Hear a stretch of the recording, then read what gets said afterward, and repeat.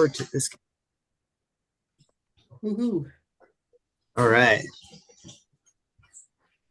Cool. Okay. So I was trying to think of a way to start today's Japan mission. So we're talking about everything Japan, where to go, when to go, how money works there, kind of how to like get from the airport to where you want to be. Those are all the discussions that are up on the table tonight. And we don't have a huge group, and so I kind of want to keep it open for a little bit of question and answer. So like questions you have if you're thinking about planning the perfect Japan trip, or interested in what we're doing in Japan, or what any of us have done in Japan, like that's kind of what tonight's all about. So it's not a lecture. It's not a what do you call that? What's the other word for a lecture? Presentation. A presentation. It's not a presentation. It's a conversation. Yeah. So or not a webinar. That was the one I was looking for. It's not a webinar in Japan. It's a conversation. But to get us started, I kind of figured like I would go through and just show some of the places that I know to get the conversation started. And wherever it goes from there, we can take it from there. So before I start sharing my screen and diving into that, does anybody on the call have like a quick burning question or something they want to share before I start sharing the places that I love about Japan and just some of the stuff that I know? All right, I'm diving in. Reno, Benny, Brian, CMAC, you've all been there. Tell me to shut up whenever you have something to add. Here we go. So I'm sharing my screen. Okay. All right, so the first thing I want to show you all on my screen is not the Zoom thing, but I want to show you guys where I go to get information. Outside of actually going to the country, there's this site called Powder Hounds right here. So when it comes to planning trips, especially looking at Japan, I find this site to be hugely like a great revenue of a resource for a resource for like great information about a bunch of ski resorts in Japan. Powder House is kind of like powder centric. And so they're talking a lot about like the best conditions, best snow, when to go, stuff like that. And so when you're going to Japan, that's usually what you're looking for is fantastic snow. So this has kind of been one of my big resources. And so when you go to Powder Hounds, you go to Japan, you can type in, you can just click Japan, or you can click Honshu or Hokkaido, and you'll be taken to this like map view. And within all these maps, there's all these little mountains, and all these little mountains like signify a resort.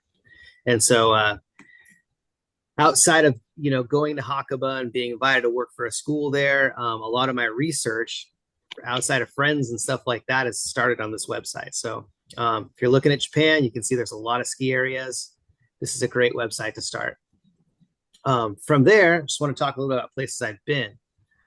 So for me, there's kind of two, when you think about Japan, there's two islands. There's the big island of Honshu, and there's the smaller island of Hokkaido. And so when I think about planning a trip to Japan, sort of two things come to mind. So if I want to go for like reliable cold snow, then I'm going to think probably Hokkaido.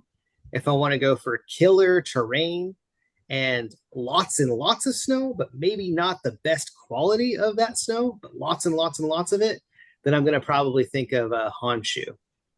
And so what I'm going to go through right here is some places that I've been in Honshu that you probably heard of.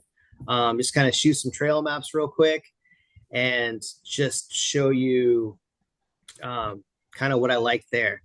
So Honshu is the main island. When you fly into Tokyo, really easy to get to from Tokyo is Nagano. And then from Nagano, where they had the 1996 Winter Olympics, it spreads out from there, and there's just a ton of ski areas.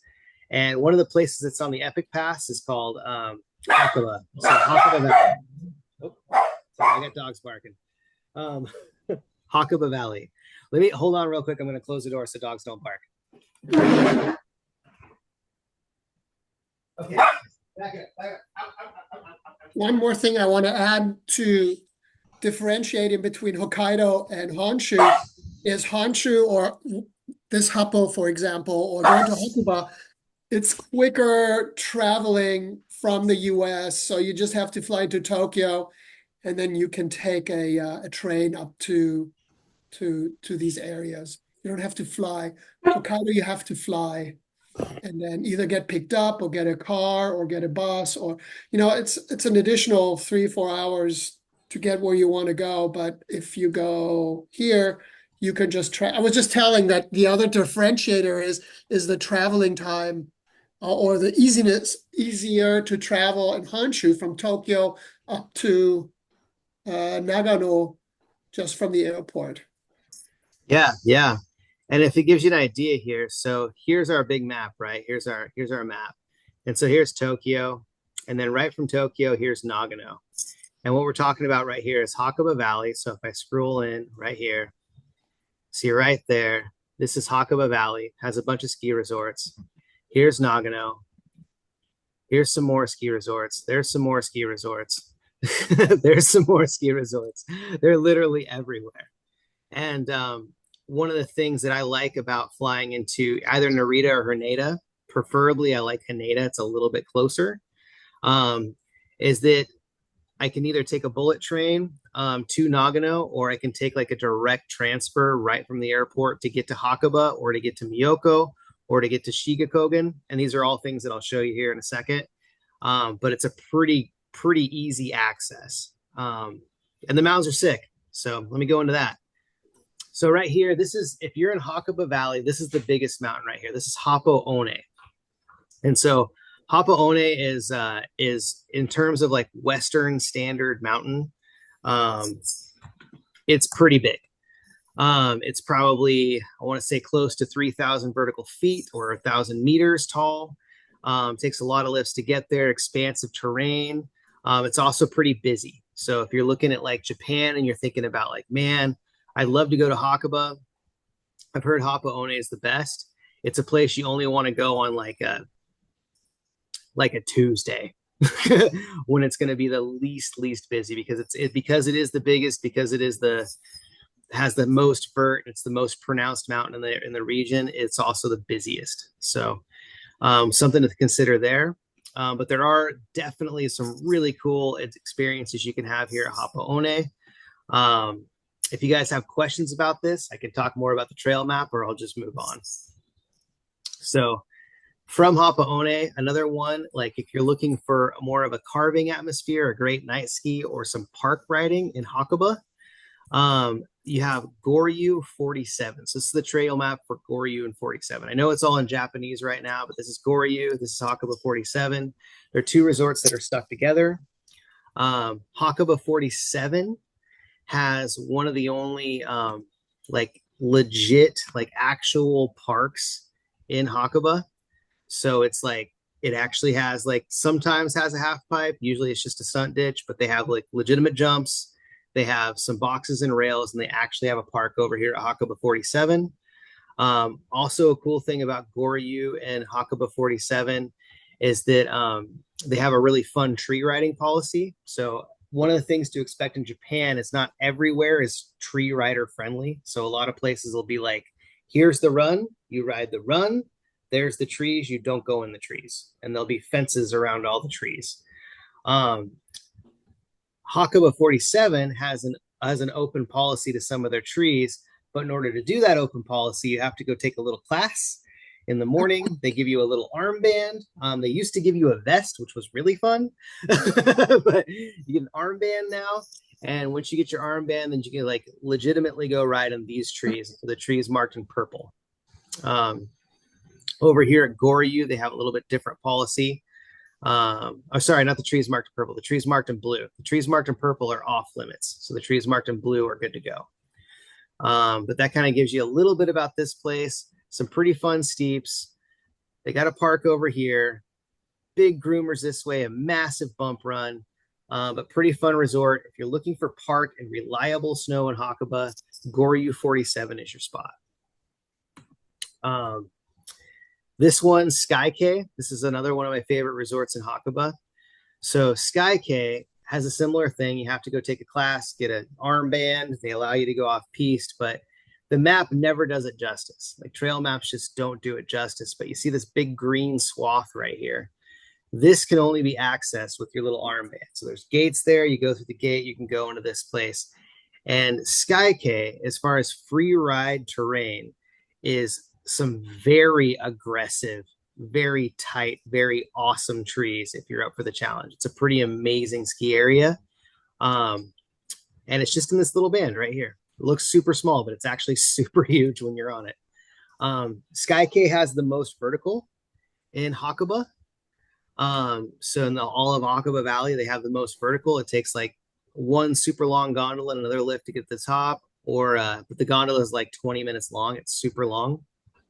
And then above there, you can actually do some really easy access, like backcountry, where it's still backcountry. People die out there. You need the know-how, a guide, beacons, all the equipment. But from the top of the resort, you can go back into what's the Japanese Alps, and it's absolutely incredible from the top of SKIING. So before I move on, I just talked about Hapa One, Hakuba Goryu, Goryu and Hakuba 47 and SKIING. Does anybody have any fast questions about those three places in Hakuba Valley? Anybody? No? All right. Josh, was Goryu the one that had the night riding as well next to Hakuba? Yeah, Goryu is the one with the night riding. Yeah. Tell me about your experience there. Well, man, night riding at Goryu and Hakuba was just a fun because there's so much mixture and change in conditions. But the night riding is just nice to have a fun option.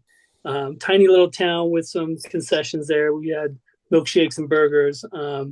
But I just remember the talent riding at night was fun to watch, and the conditions were always fun to have. And they had two lifts, if I remember. So you had, a mid-station, kind of upper station, and plenty of space. Lots of fun. And our first night there, it snowed. Yeah, it snowed on us. So we were making powder ghosts and slashing all night long. No one wanted to leave the hill. That is a really good point. So one of the things that if you're in Hakuba Valley, if you travel there, this is kind of local knowledge, but so this hill right here at Hakuba or at Goryu, it's the base of Goryu, and it's this one run, and it's a high-speed 4-seater lift, and it has one more little lift above it. It's not even featured in this map, but it has one more little lift. And but they regroom the slope at 5 p.m. And then after the regroom, they open it up until 9, I think. But I lived a season right on a little lodge right over here. It was awesome. But this night riding scene right here is incredible. When Reno talks about talent, like you think about all of Hakuba Valley, you think of all the lift attendants and park employees and everybody else that works there. And when they go out to have their fun, they go to this run right here. They go to this run and they show their best. And so one of the places where I was definitely inspired to up my carving game was this run at night in Hakuba. So if you are super interested in jumping into the Japan carving scene, that's a big thing to you. Like this spot at night is like a real good destination. If you're going to Japan and you want to carve like a Japan person, this is a really good spot right here. Well, and that's how Hakuba 47 delivers too, because you can go to the other side and you can demo some good free riding and aggressive boards. Yeah. They have a whole demo center down here for what was Moss snowboards. It was a Moss snowboards demo, and I think an Ogasaka demo. Yes. And then but I want to keep going because I got a lot to show you guys, and I want questions to come. Please fuel me with some questions, but I want to show you my favorite resort in Hakuba, and its trail map is the most unassuming, lamest trail map you could ever imagine, but the resort is my favorite, and this right here is Cortina. Hakuba Cortina. And so right here, Hakuba Cortina, this is the trail map for it. It looks really lame. But the thing that makes Hakuba Cortina so special is it has these kind of three lifts that really access it. This one gets you up there, and these two lifts are where all the fun happens. But if you look at all that blue right there, that's where it's kind of unique in the fact that this ski area allows you to ride in the trees. And not only are the trees like they allow you there, but they glade the trees. The trees are steep. The snow chases you down the hill, but they create space in the trees because the trees in Japan are different than the trees in the US, especially in the Western US, where there's space just because the trees are so large. Like in Japan, there's not a lot of space. Like when you watch videos of people doing those awesome tree jumps and stuff like that, they've found a nook in the trees where there is space, but usually they're pretty tight. And here they glade the trees, and so they create space. And this ski area right here is one of my favorites, also partially because of the lodge. And I'm going to go back here, and I'm going to see if I can actually come up with a better image to show you this inspiring lodge. The backcountry gate off of that is a fun adventure as well. Oh my gosh, it takes you down to a dam. But here's another picture of Hakuba Cortina. Right there, there's the lodge. And if that doesn't seem inspiring, I don't know what does. That lodge is incredible. But this place right here has an incredible onsen, looks right out to the snow. And then when you leave this lodge, you get to go to some of the coolest free riding. Arguably, I think the best free riding in all of Hakuba is out of Hakuba Cortina. So I'll keep moving on from there.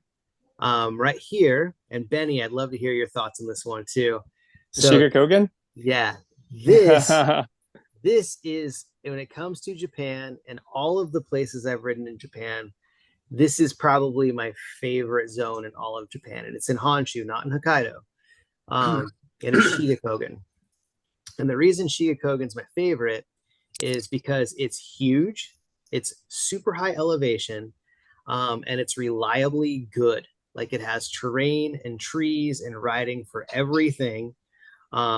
It's high, so it's cold. And it's actually pretty easy to get to. It's very Japanese. I don't know how long it'll stay that way, but right now it's very Japanese. So if you look at it here, you see all these red lines. These are all lifts. The green lines are gondolas. And right here, you can stay in anywhere in any of these buildings that are in this valley. And from there, they're everything ski in and ski out. And so you can catch one of these lifts and navigate yourself all across all this terrain. And like a map never does it justice, but this place is huge. It's the largest ski area in Japan. So it's bigger than Niseko, as interconnected resorts go. It's the largest acreage and runs and everything else. And it's something nobody's heard about. But they have parks over here. They have awesome free riding gladed trees over here. They have probably one of the funnest gondolas you'll ever ride right here. This is probably the most fun gondola you'll ever ride in your life. It's like an egg-shaped, golden, awesome spot gondola. But this is my favorite place. And it's when you think about flying into Narita or Narita or Haneda, you can fly into Narita, you can catch Chow Taxi from there, and you can be to Shikokogen within 4 hours from Tokyo, and you can be riding the next morning. Ski in, ski out. You can spend a week here and never get bored. It's my favorite place. So right there, Shikokogen. I don't know, Benny, what do you have to add? Your one-day experience at Shikokogen. Right, that one-day experience, because we only were able to spend 1 day over there. Then we were on a mission to like ride every single chairlift within 1 day, and that was not possible because we were trying so hard for that goal. And then remember, like the end of the day, that we had to like have you guys pick us up like from somewhere. Yeah, miles away. Miles away. We had to pick you up. Yeah. Right. Yeah, and I wasn't even able to like go to all of the sub resorts within that Shikokogen area because it's just so massive. And the snows were good as well because we went to like some of the tiny sub resorts. The snows were so good, so we keep lapping one chair, and then before we head on to other places. And it's really like it's definitely a resort that you will want to check out and see, and then just feel like how big it is in the snow as well, based on the elevation. Yeah, and that's one of the things that makes it good. And the way that I found Chiakogan was super funny. I'll tell you guys just real quick, and I'll keep moving on here. But the way I found it was I went to Japan on one of their like worst seasons in 20 years, right? Like people were like, it's never been this bad since I've been alive. And there was no snow, and I had it was 2020. It was right before COVID happened. It was 2020. And or right before it like really hit the world. And I had some folks showing up, and I had to like deliver good snow in Japan. And so I literally just Googled like highest, where can I go? What's the highest elevation? Because there wasn't a lack of precipitation. It was raining, but it was raining. It wasn't snowing. So in Hakuba was just the bottoms of the mountains were closed. The mountain I worked at was barely open. It was really sad. And so finally I got a buddy. I talked to a friend and then driving me to Chiakogan, and he's like, dude, it's where skiers go. It's lame. There's like school kids and skiers, but he's not Japanese. And the cool thing about Chiakogan is it's self-sufficient. Like it doesn't need tourism. It's good enough that Japanese people support it. It doesn't need tourism from elsewhere. And so you never hear about it. You never have to. They don't have to, nobody has to sell it outside of Japan. And so when you go there, it's, you know, a solid 2,000 feet above everything else. And so that just makes the snow that much better protected. So, and it was awesome. We got like powder to our noses, and I don't know if anybody knows Fengen in here, but he had the best pow day of his life. And, but it was pretty cool. So that's Chiakogan, my favorite resort in Japan. I'm going to carry on. Second that. Yeah. So I'm going to move on. My other favorite resort in Japan. It's hard to say my favorite now that I've just gotten to this one, but this one right here is Lotte Arai. And so Arai, I just want to show you guys this photo. So this is what Arai looks like. This is the top of Arai. And Arai is a really unique ski resort outside of Nagano. And it's one of those that it actually was closed for a few years because the avalanche danger in Arai is so high that they actually closed it down. It used to be owned by Sony. And when Sony owned it, they built a bunch of good lifts and then decided like, we can't take this liability, and decided to close the resort. It recently was reopened about, I don't know, 8-9 years ago by Lotte, which is a hotel brand out of Korea. And they hired the best ski patrollers in the world to make this place safe, or to do their best to make it safe. And so if you look at it though, very different. You see this lift right here. You see this one lift right here. You see all this open space. This is really unique for Japan riding. This is very, very unique for Honshu riding. Sorry, not Hokkaido, but this is very unique in Honshu to see this much open space. And all this is open to free ride. You can go up on this ridge, which we have done. We didn't take pictures because I asked people not to take pictures. We were up here and we rode down here. We did this. Benny, you, me, Reno, we did this. We rode this stuff right yes, here.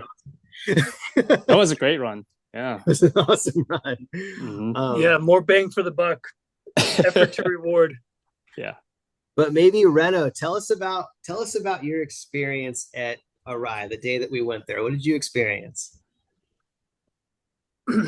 It was I think it was surprising, you know, because when we went, you're going up a lot. And, it was kind of hard to see what you were getting yourself into. And then once you got up there, yeah, it opened up real steep trees and nice little gullies. You had to be on your game because you could take the wrong turn. So it really is fun to have your navigation challenge. And the day, if I remember correctly, we were there. We had a little soup at first, but as we warmed up and we started navigating, it was fun. You just had to figure out where to go left, where to go right. But the highlight was that hike, you know, and discovering more of that off piece and the stuff that in the picture further left. I think that's once I discovered that and understood how to navigate that was some of my favorite out of the Japan trip. Because those bowls and those contours and the way the mountain flows when you ride, It's endless creativity. So I love Arrive. I would definitely like to visit that more and see it. That I think Arrive, that hike and that side comes in at close to second to Shikokogen for me. Yeah, that Yeah. one was one of my favorite runs during that Yeah. Japan trip as well. Because I normally don't think hiking was worth it to hunt for powder, but then that hike was worth it. Yeah. Thank you. So Really, really That long requires- vert as well. I remember once we did that hike again, that Yeah. effort to reward, it delivered so much vert. Mhm. And that's all a snowboarder can ask for. Well, Fun powder vert. place, this So place this what's area kind of all unique. requires hiking from the lower. Yeah, it takes a section. little hike. Yeah, you have to No, hike so that. this all does right here, Tiffany. So if you come up, if you're off of this chair, then you have to like kind of work your way up here to be Uh-huh. able to ride this. Because you can see where the lines break away, but all of this stuff, and you can come off this chair and kind of go out here, like you can traverse and get a lot of this terrain, and you can get all this stuff on the side. And there's a lot of stuff that's not in the picture where it goes down lower that you can get without any hiking. Okay. But it's wide open, it's steep terrain, and it's super fun. But it's one of those too that, like, if you were to look at the lift map, you'd be like, really, that's it? Like that's it? I'm going Right. all this way for this? And it doesn't looks really unassuming. And the elevation too, when you look at it on the stats, like the elevation of the ski area is very low comparatively to other places in Japan. And so like it's almost ocean level at the bottom. And the top isn't very high, but just its unique place in Honshu and its unique place to the ocean, it just, when it does snow, it gets gobs of snow. And like when we showed up the day that we rode it this last time, there was like a half inch in the parking lot, and we left 6 inches on the van where we were staying. I was worried I was going to have a mutiny on my hands, that everybody's going to be super mad that we went to Arai and didn't stay where we were. I was very worried about that. But it's one of those that as we went up the gondola, just like feet and feet. It got a lot better. So yeah. Sorry, that was a lot of answering for your hiking question. I just was excited to talk.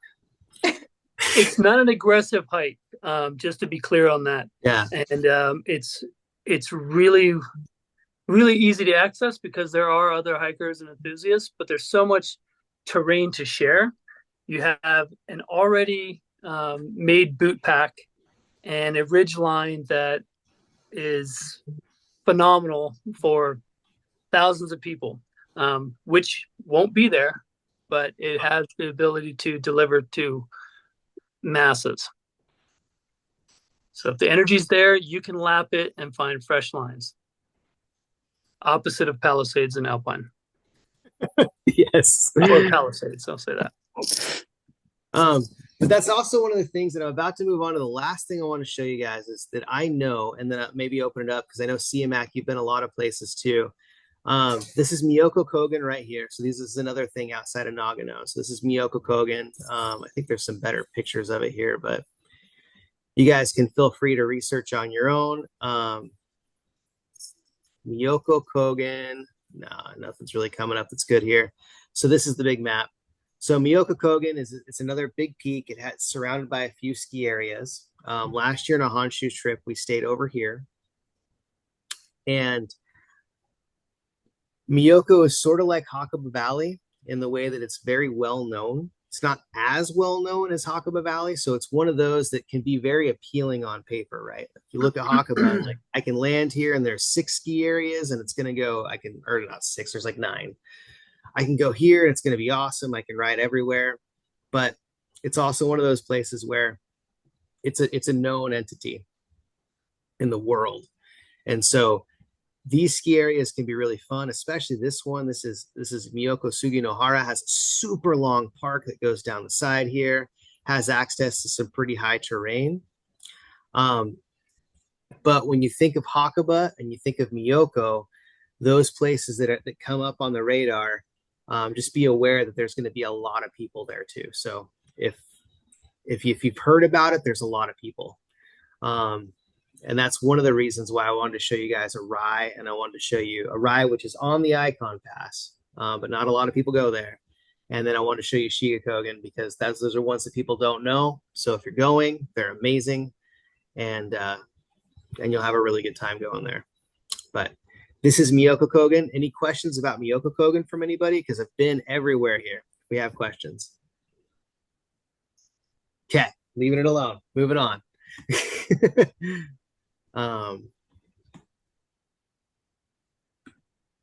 my gosh, there it goes. So moving on from, before I leave Honshu, I want to show you guys this thing too. This is kind of cool. So when you fly into Nagano, or you fly, or sorry, not when you fly into Nagano, when you fly into Narita or you fly into Haneda, this Chow taxi right here, and this is the English side of it, Chow taxi.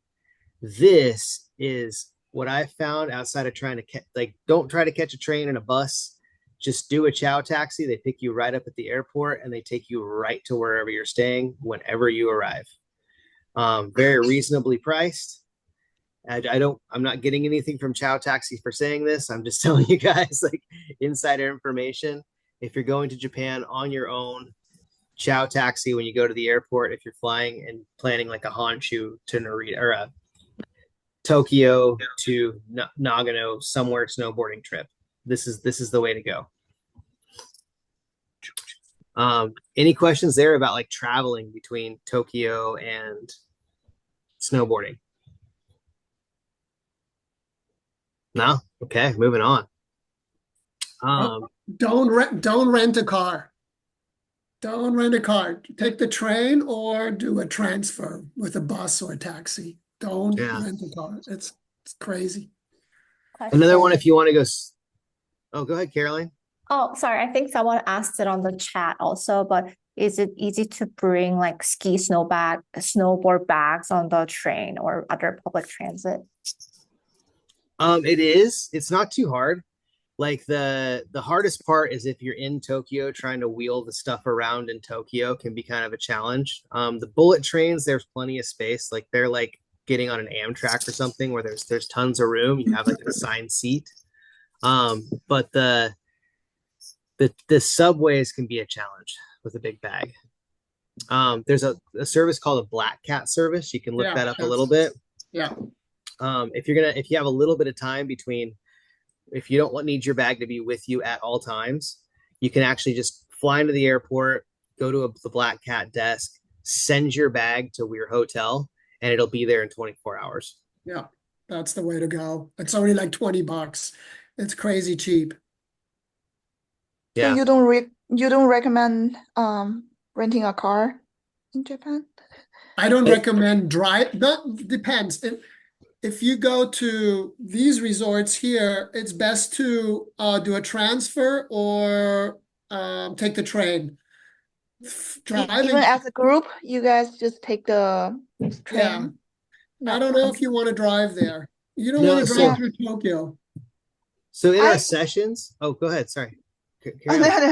No, just I have a Chinese friend. He been Japan a couple of times for snowboarding. He recommended me to drive, and then if I have more people, like more than two, but I just have difficulty to look for our drive car or the car with snow tire. That's one. So Tiffany, that's one issue is driving in snow. The second one is you are on the left-hand side, so you go on right. So people die doing this. So that's another reason why I recommend not. And it's not cheaper when you take the toll roads. It's quite expensive. I think it was I spent $120, in fares to go through. If you live in the Bay Area, you go over the bridge, you pay $7, right? So you do that 20 times, suddenly it's $120 taking the. Oh gosh. Yeah. Well, okay, so I have a little bit different outlook to it than CMAC does, and I'll just share my thoughts as well. It depends on where you're going.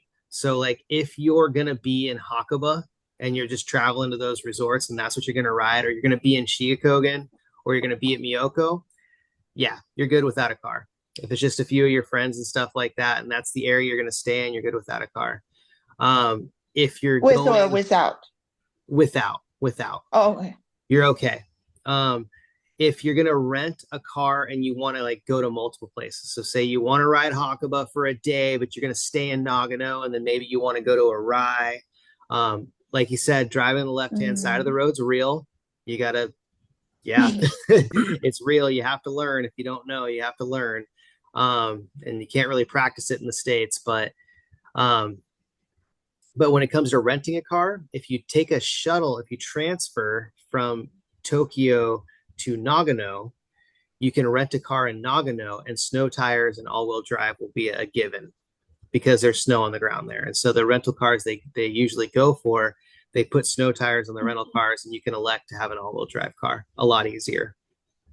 So Okay, yeah, that makes sense. So renting from Tokyo probably isn't a good choice. Maybe we can no, take the train to somewhere and then rent the car from that area. yeah, and then Just for and you're pretty skilled driving the snow. I know you are. So like you're as far as managing snow driving, you're okay. And the cars they have are pretty good, like as far as the all-wheel drive systems that I've experienced. But if you rent in Nagano, those cars are most likely going to come with snow tires already. Cool. Yeah, driving on the snow will be no problem. It's driving in the city. That's the tricky one. But get you out of the city, and yeah, it's a little easier. Choices open up. Yeah, and your navigation works. But when you're driving too, when you're moving around, carry cash, because the tolls will take cash, and so you just have to have lots of cash, coins and bills and cash, coins. So when you're driving, just be ready to pay tolls. And Josh, didn't the rental cars have that auto pay system as well? Yeah, the rental, if you have a good rental from a good rental company, you have the card reader. Yeah, that worked for getting in and out of Tokyo and on the freeways. But the smaller tolls that we had to pay were anytime we had drive up to a resort, we had to pay small tolls.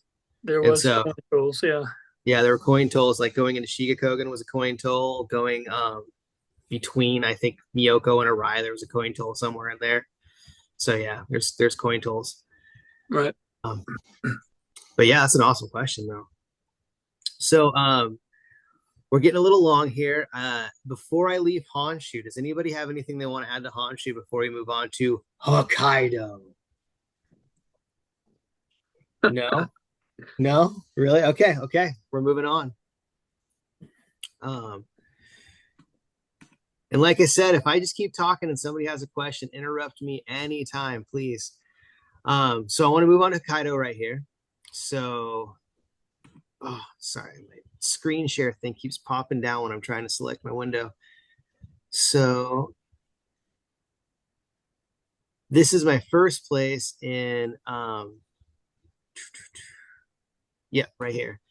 So I want to talk a little bit about these. These are the places that we've gone so far in Hokkaido. And so the first one here is Sapporo. This is just talking to the places that I've been. And Mac, you've been here too. Benny, you've been here too. Reno, you've been here too. So please chime in. Sapporo. So when you fly into Hokkaido, let me show that map right here. So you fly into, for Pete's sakes. And here is Hokkaido. So when you fly into Sapporo, you don't actually fly into Sapporo. You fly into New Chintos right here. Or Chitos? How do I say that, Mac? Chitose. Chitose. So you fly into Chitose, and Sapporo's up here. And so from there, you kind of have an option. You can either go central Hokkaido, or you can go western Hokkaido. This is where like Niseko is, and those other resorts kind of closer to the ocean. You go into more central Hokkaido, and it's different mountains. This is real popular, and this is slightly less popular, but becoming more popular. So I'll kind of go into a little bit about that. But usually when I plan a trip abroad, I'm looking for great snow, awesome runs, and as few people as possible, because I want to have the best. I want to maximize my time on snow and not in lift lines and stuff like that. And so for me, when I traveled the last time and the trip that we're about to take this year, the choice has been to fly into Chitose, and move that way. So move away from people. People are here, we're moving away. And so the first resort we come to, there's a couple of them, and it's Tomamu and Sapporo. And so Sapporo is this one right here. Trail map doesn't really say a whole lot, and it looks kind of unassuming when you look at it on the trail map. But down here's a hotel, and there's this green run right here. There's people on this green run. And then other than that, all this is just up for grabs. Like nobody's on it. Nobody's doing anything. Like we rode this whole lift and carved all day by ourselves, and it was huge. We went over here and rode trees and got stuck in trees, and it was awesome. We sat on a basket over here. It was incredible. And like this is Sapporo, and it's a place that like it has a Club Med at the bottom. And so a lot of people go for Club Med for like a really nice wine and dine, easy experience. But the mountain was empty, with fantastic fast lifts. And that's the biggest thing I have to say. Reno, do you have anything to add? Benny? I love Sapporo. Sapporo was my favorite resort out of the Hokkaido trip last year. And it's just because like the snow just stay there for good snow stay there for days, and nobody's riding the trees, and the powder just stay there until somebody riding it. And the fact that it's so very few people riding that resort, and then the terrain, the condition just stays great there for you to ride. And also I think like that's the resort at the bottom, like at the like close to the hotel. There's like an ice sculpture thing. No, right? you're thinking of Tomamu. Oh, that's a different one. Yeah, that's okay. Right, so that's a different one. Yeah, but that one, Sapporo is the resort that with the good terrain, and then good condition of snow, and then the snow just stay there and nobody can ride it, and so you can get to enjoy it. Yeah, it's the one where we pulled you, or you got pulled to try to hit like a barricade on your snowboard, like underneath the gondola. So you yeah. That's the one. Randall was gonna say something. Sorry, I interrupted you. No, man, I was getting stoked on your stoke because I agree. I thought this mountain had so much fun variation, and just to piggyback on the trees, it was no one was really tapping into it. Right. It delivered. It was fun. I think I was getting it Tomamu and this one confused as well, because we had a really nice night riding tree session. Yeah, I'll show. That was in Tomamu. Yeah. I'll show that map too. Let me get out of here. Oh my gosh, how do I move this bar? It's like the bar for the Zoom thing is right over my taskbar here. So here's Tomamu right here. This one's crazy. If you look at these giant towers, the night riding you're talking about, Reno, happened right here. This is where you guys went crazy. Yeah, but if you move trees. the arrow to the right of that trail, we just found this endless. Right here. Yeah, it was just phenomenal. So I put them both like equally just fun, but in their own different personalities. And I think Tomamu had one of my favorite hikes off of between the two. Yeah, it was up here. Up in the top of the ridge. No one goes there. And the crazy thing about Tomamu too is look how big this is. Like, look at this place. It's huge, right? Like there's the top of the mountain. It goes way over here. There's this space in between. There's this other mountain over here. There's these giant towers. And it was the same thing with Sapporo. There were people here and some people right here, and maybe a few of them right here. And then other than that, all of this was like your 5 friends and maybe somebody else and their 5 friends, and that was it. It was incredible. But here's the ski area map, the mountain map of Tomamu, so we can see this guy right here. And like once again, the map looks super unassuming, but pretty incredible resort. So, Josh, which one between the two we had to have like an app on our phone, or we had to check in on something, and it had Abby Gates? That was Tomamu, I think. That was no. Because remember we have to like download an app and then join a group and stating that okay, we're good to ride the trees, and then so that we can ride the trees. But at the end of the day, like nobody checked. I think it was Sahoro because I think we went in there. It was like we went in to go get to the gondola. Remember, we parked. We went to where the giant bear was, and then we had to walk around to get lift tickets. Or was that Tomamu? From what I remember, was Tomamu. But okay, you're probably right. It was Tomamu. Okay, because Tomamu had that resort also delivered these fun goalies, and it came down into a park out of one of the goalies, and had lots of options. So you could find mellow to steep pitches to mellow to steep pitches, and there was a couple drops there as well. I liked it because there was something for everybody in a nice little package. And again, not crowded. Yeah, that's my favorite thing. And so for everybody listening here, like that's if you hear the message that we're trying to send right now, it's if you go to Japan, when it comes to research, if you've heard of a place before, outside of hearing it from us right now, if you've heard of a place before and it's a place that a lot of people talk about being awesome, it's gonna be crowded. And if you're going to Japan, there are so many amazing ski areas. Over 500 ski areas are across the country of Japan. And they're equally as good as the ones that you've heard about. And so if you're curious and like, man, where should I go? What should I do? This Powder Hounds website will give you some guidance, but really like if you've heard of it and it's on the radar, or if it's on your Epic Pass or on your Icon Pass, it's going to be busy. And so you can have a really good time spending $50 a day on a lift ticket going to places you haven't heard about. And here's a place that everybody has heard about, Furano. And our experience at Furano was still really awesome. Amazing snow in Furano. This is kind of a big one that you've probably heard of. And had a really cool out of bounds run that went down a dam over here that was just incredible. And I can't tell you about it too much. It's one of those things you got to experience to really go into it. Feel like I'd be giving it away. But amazing resort. But this one's on the radar. And so Reno, your experience as far as crowds go, tell me what you found at Furano versus where we went everywhere else. Ooh, trying to remember. Is Furano Pizza Chair? No, Pizza Chair was okay. Not Furano. It was not Verano. That was in Honshu. No, Pizza right. Pizza Just Chair was there. Try to separate them out. Yeah. That was Madarao. Thank you. Yes. No, there is a pizza chair. It's that Minami Furano where you guys were staying. Oh yeah. There was a Pizza Chair at Minami Furano. I call it the municipal ski resort. It's that city-owned ski resort. Yeah.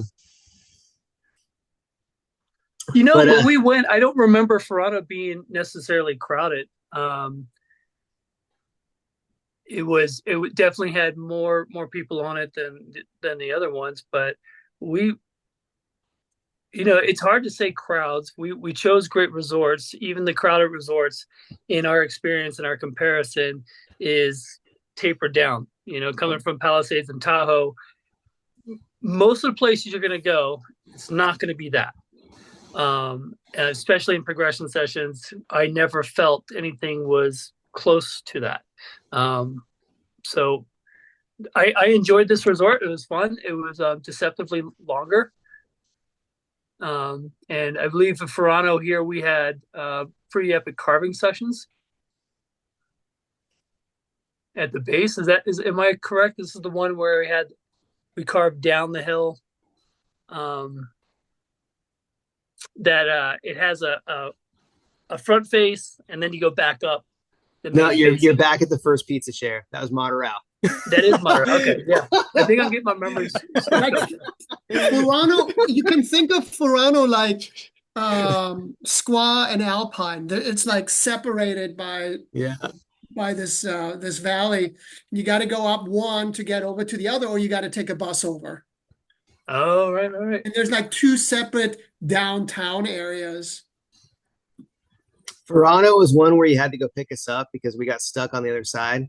So Benny and I were stuck on the other side, and we had to call you to come pick us up with your group. Oh, it was the wall session. Yeah, the wall session was over there. It was we did the big dam hike over there. Yeah. Oh, that's over there. Yeah, and then that was Furano has there, good right? fun trees. Yeah. but the thing about Furano was that it still was awesome snow. And in terms of crowds, it wasn't necessarily crowded like you would see it like North Star. But in terms of like the powder getting gobbled up pretty quick, it gets gobbled up pretty quick. And we had to work pretty hard to find fresh tracks here, real hard to find fresh tracks here, compared to some of the other places. So great food. Furano definitely has more traffic, great trees. And I remember that was a place that we had to be respectful of the mountain and the terrain. So it's great to hone in your situational environmental awareness there, because it did get a little creaky if you got lower elevations. But there's a lot of fun terrain to explore. And it was, for the most part, really easy to read. You know, I think I had one or two moments. My favorite was sort of like the second day, like the second half of the second day, we went on like an adventure. Yeah, right. Because like you and Reynolds and went to like scouting the route before everybody actually went on. Oh, did it right? Yeah. Yes, that's the one. Yeah, I forgot that was Furano. Yeah, that was definitely my moment. I thought you guys were gonna have to pick me up an hour away. And it delivered a wonderful surprise. It also has dams in it, and we came right back at the bottom of the village. That's right. Yeah. Yep. And that was actually a gem of a find. I would love to go back there and do that. That's the first time I've ever questioned my decision making in coaching. To be honest and transparent. Here, guys. I'm still on the call. Are you serious right now? Okay, guys, I'm still on the call. Hold on. Okay. So, sorry, guys, y'all are still there. Okay. It's great to hear your voices, Benny, Ski Mac, Josh. I have to depart. Ended on a good note. Furano, that was definitely one of my favorite runs when we finally mapped that out and discovered that. Hands down. Yeah, agreed. And there's good that group session there is memorable. Also, they have good restaurants and bars there. I thought it was good choices to go to places there. The hotel was great. It was easy ski in, ski out. One of my favorites. Well, Reno, thank you for being here on the call. I'm about to let it go, and I just want to give you guys all a quick introduction. I know this is kind of a ad hoc Japan exploratory. If you guys have questions, ask them. But I want to show you a little bit about the session that we're hosting in Japan this year. And so our Japan session right now has a pretty cool trip. It's all on the island of Hokkaido. Same thing. We're trying to stay away from big crowded times. And so we've picked some resorts and a trip that should hopefully keep us in the best snow window and a place where people have days off, but then also should give us access to mountains that are a little less crowded and a little bit more snow for us kind of style. And so our trip this year is called Surf the Earth, and I'm really excited about this trip. The overview of it right here. So this is kind of what you'd expect. This is our website right here, progressionsessions.com or .fun. And essentially it's 8 days on snow or 7 days on snow, 1 day in the city. And coaches for this one are myself, Josh Spolstra. He's not on the call here, but he's a national team, incredible surfer, ASI national team, a fantastic, amazing snowboarder. And then Benny right here on the call. Hey. Our day by day, we start at Chitose, and then the next day we ride Mount Racy, which I can show you guys kind of on a map. We go Mount Racy we stay in Minami Furano, we go to Sapporo, to Tomamu, we go back through Sapporo, and then we go up here to Itoru, and we do the resorts of Ataru. There's a cableway in there. We go to Kororo, we go to Kakusai, and then we finish it off at TNA, which TNA is one of my favorite ski areas. I know I said Shigakogan was, but as far as when it comes to Hokkaido, this is probably my favorite spot was TNA. And TNA overlooks the town of Sapporo, or the city of Sapporo, overlooks the ocean. So you can see ocean, city, and mountain all in one view with incredibly rad terrain. Actually, I pulled it up here because I want to share it with you guys. This is TNA right here. So this is their mountain map. Mountain maps, again, don't do it justice, but that right there is one of my favorite runs right here on this old dead tramway. And these trees right here are probably my favorite trees that I've ridden in Japan. So I love to show those to you guys. But gosh, there's so much I want to say, but we're long on time and I don't want to keep everybody on the call. But any questions about our Japan trip from anybody that's here? Any questions? Josh, can we say that if there is 3 or 4 skiers that are interested, that skiers are an option too? Yes, yes, absolutely. So if there are skiers that are interested, skiers can also attend. We just have to have 3 skiers of the similar ability level so they can go with CMAC and they can come on the trip. I know the trip, when you compare it with other trips, our trip looks pretty expensive. It's because our lodging is all 4-star lodging. We have our own vans, so we have mobility to move between ski areas. We're not stuck to a different schedule. So if we got to chase snow, we can.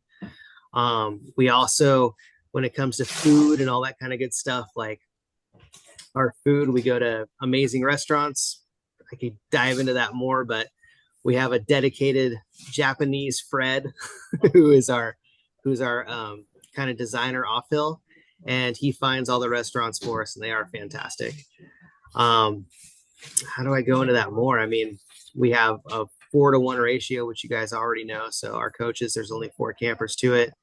And we've put a lot of work in to make sure that this trip is going to be one you'll never forget. So if you have questions about Japan, please feel free to hit me up. If you're interested in attending this session for this group, anybody on this call, if you message me, let me get out of my screen share. So I'm going to stop sharing. So stop sharing. If you message me, so I'm going to put it on the chat here.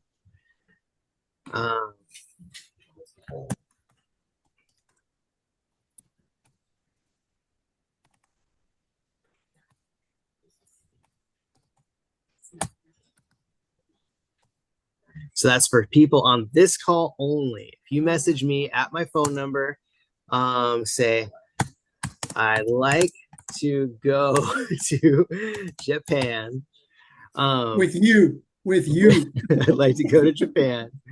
So that's my phone number. If you text me, I'd like to go to Japan, right here, then I will give you our return Japan camper discount, basically knocking the price that we have right there, which is currently our preseason price is $5,299. I'll bring that down to $4,999 for the trip. That's our return camper price. And so you'll get that discount. If you text me, you want to go and you register, I'll take care of that on the back end. So it's a trip I'm super proud of. And if you guys have questions, please ask them because I want to tell you all about it. So I guess with that, I don't know. Anybody else have anything else they want to share? Zach, Benny? One quick comment. Dang, I forgot. Oh, are there any skiers on this call today? Oh, is everybody? I know Jim Tress is. Other than Jim, any skiers? Good. All right. Then I don't have to talk about the other thing that we do, but Well, cool, guys. I have some friends who might be interested, but and then they can contact me through WeChat, or they can contact Josh. okay. Be happy to entertain. How about level for skiing? They need to be similar. So we want, Okay. we say intermediate and up. So I would ask if possible to get a video so we can just make sure that everybody is similar. If they're friends, that makes it a lot easier too, because they'll be more forgiving if somebody is slow. But yeah, similar ability is required, really. I think for Japan too, that is something to keep in mind, that if you're thinking about that trip, you want to feel comfortable. At least like you want to have some experience, not necessarily in trees. It doesn't have to be crazy experience in trees, but at least experience off piste a little bit. You want to feel comfortable riding like narrower pitches, so it can't be like, if you're not comfortable where it gets a little narrower, it might be a little bit much. And then just as far as terrain goes, you want to feel comfortable on like steep blue terrain. If you're not comfortable on steep blue terrain, it's probably not the time to go yet. So if you're comfortable on steep blue terrain and you've had a little bit of experience off piste and you're comfortable with that, then it's probably okay to dive into Japan. But I wouldn't go any lower than that, just because it'll be more challenging than you want. Yeah. Cool. Anybody else have any other questions? Well, I'll let it go from there. Caroline, thank you for being here. JY, thank you. Hastings, thank you. Jingfeed, thank you. JY again. Thank you. Kung Siamak. Oh, you guys are the best. Benny, you're amazing. And Jim Tress, thank you again for being here. It's lovely to see your face. I'm so stoked you're here on these Wednesday calls. Next week's call is going to be everything about skiing and riding in China. So if you're curious about what resorts are in China, where to go, what to see, how it works, next week call is all about skiing and riding in China. So I can't wait for that to happen. I'm going to be as much of a participant as everybody else, while we have some guest speakers that are actually in China that'll be helping us run that, from Xinjiang, Chongli, Beidahu, and beyond. So can't wait for that one to happen. Thank you all again, and see you later. Thank you, everybody. Peace out. Thank you. Bye, guys. Saturday. Thank you, Josh. Thank you, everyone. Bye-bye.